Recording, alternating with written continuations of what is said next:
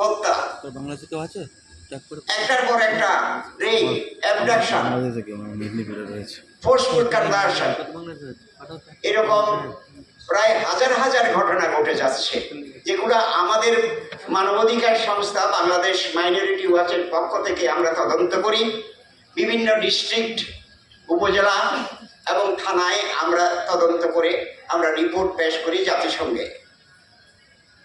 কিন্তু দুর্ভাগ্যের বিষয়, আপনারা জানেন 71 সালে আমরা মুক্তিযুদ্ধ করেছি দেশের জন্য, আমি একজন মুক্তিযোদ্ধা হিসেবে।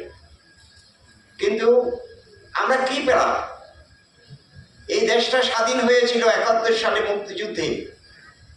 ভারতবর্ষের যথেষ্ট সহযোগিতার বলে আজকে বাংলাদেশের সৃষ্টি। কিন্তু আমরা কি পেলাম?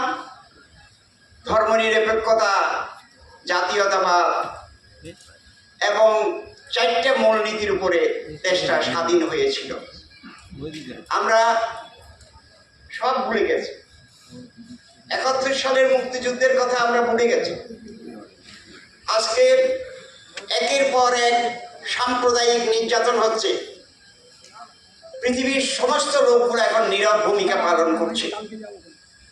আমরা জাতিসংঘে রিপোর্ট পাঠিয়েছি, ইউনাইটেড নেশনসে আমি 3 বার অ্যাটেন্ড করেছি, যেখানে ব্রাসেলস থেকে আরম্ভ করে ইউরোপ, আমেরিকা, সুইডেন, নরওয়ে, বিভিন্ন জায়গায় আমরা কথাগুলো বলে আসি। আমাদের দুঃখের বিষয় হলো, আমরা যেই বাংলাদেশ আমরা পেয়েছিলাম সেই বাংলাদেশ এখন আর নাই। তো আমি অনুরোধ করব, বাংলাদেশ থেকে যাতে কোনো উদ্বাস্তু এই ভারতবর্ষে না আসে। আপনারা যারা চলে এসেছেন পূর্ব বাংলা থেকে পশ্চিম বাংলায়, আসাম, ত্রিপুরা, মেঘালয়, তারা আমাদের ক্ষতি করেছেন। কিরকম ক্ষতি করেছেন?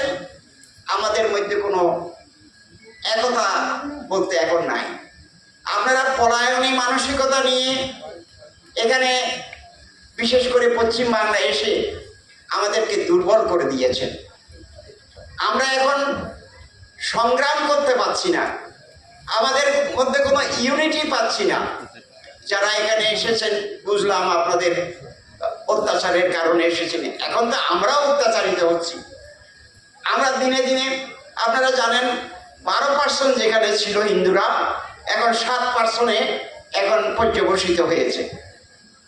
কিন্তু তারা কেন আসবে?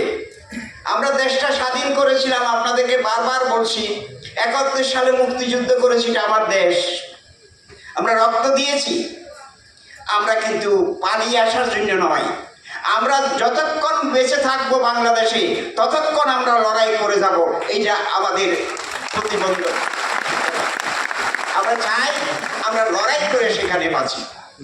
আমাদেরকে অনুকম্পা দেখিয়ে, আমাদেরকে এখানে আসার জন্য অনুপ্রেরণা দিয়ে আমাদের আনার কোনো দরকার নেই। আমরা আগেও বলেছি, এখনো বলছি, আমরা মানবাধিকার করি, আমরা কোনো রাজনীতির মধ্যে আমরা যাব না। তবে আমরা যেহেতু 71 সালে মুক্তিযুদ্ধ করেছি, আমরা 71 সালে মুক্তিযুদ্ধের মধ্যে দিয়ে আবার আমরা নতুন করে দেশটাকে স্বাধীন করব, এটা আমাদের মূল চিন্তা। আমরা করবই, আমরা প্রতিশ্রুতিবদ্ধ। আপনারা হয়তো জানেন, আমাদের জাতিসংঘে আমি 3 বার অ্যাটেন্ড করেছি। একটা হলো ব্রাসেলস, ইউনাইটেড নেশনসের বিভিন্ন এলাকায় আমরা কথাগুলো বলে আসছি, জাতিসংঘের বিভিন্ন এলাকায় আমরা কথাগুলো বলেছি। কিন্তু